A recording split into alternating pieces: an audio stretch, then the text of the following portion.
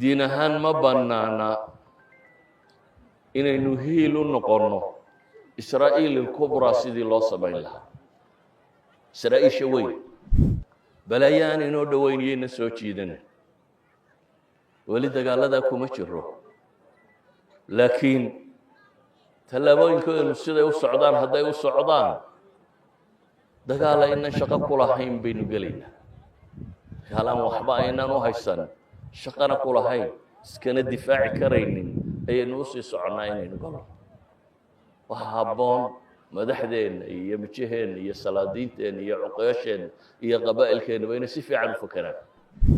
israa'iil 3 leeyar oo maraykana markuu madfacu soo dhaafo ayuu 5 leeyar oo israa'iil leeday tagayaa markaa wax kastoo ay soo ganaan kow xeryaha ciidan ee uu ku leeyahay waddanka ciraaq baa ka hortaga hadduu dhaafo xeryaha ay urdun ku leeyihiin baa ka hortaga hadduu dhaafo mediterraneanka markabkiisa weyne taagan baa ka hortaga hadduu intaas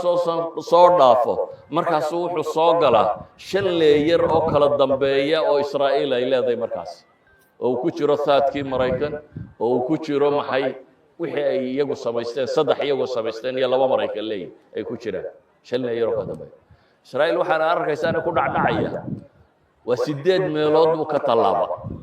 8 difaac oo kala gedisan markuu ka tallaabay buu israa'iil gaadhay muslimiintuna waxay dhexda maanta ugu jiraan siba ahlu sunnuhu mashruuc aanay laa naaqata walaa jamala